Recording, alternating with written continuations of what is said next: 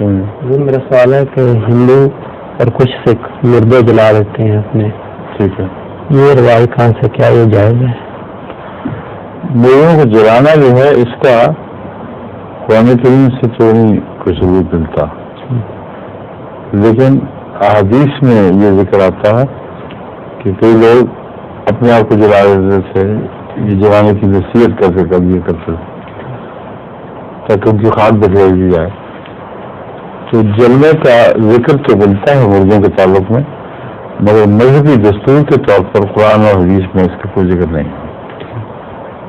بلکہ پہلی نصیحت جو آدمی کو کی گئی ہے وہ قلعے کے حوالے سے مردے دفن کرنے کی نصیحت کی گئی ہے، ٹھیک ہے.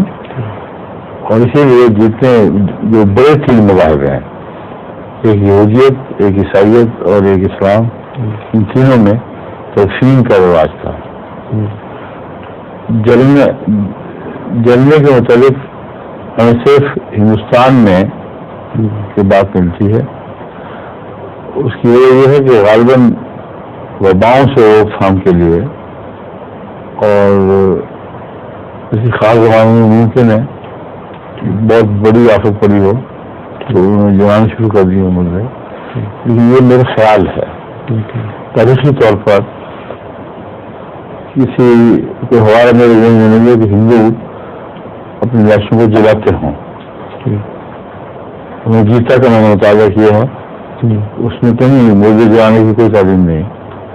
وہ ایک بہت بڑی کتاب ہے، اس کا سارا مطالعہ نہیں کر سکتا میں، لیکن اس کے ٹکڑوں کا مطالعہ کیا ہے، اس میں جلانے کا ذکر نہیں ملتا سوائے ستی کی تعلیم کے. اور جو ستی کی تعلیم ہے وہ ان معنی ہے کہ عورت اپنے آپ کو اپنے خاوند کے بعد جلانے کے لیے پیش کر دے. لیکن مذہبی تعلیم کہ ہر مردہ ضرور جلایا جائے یہ میرے علم میں نہیں ہے، یہ تحقیق کر جائیے. ظہور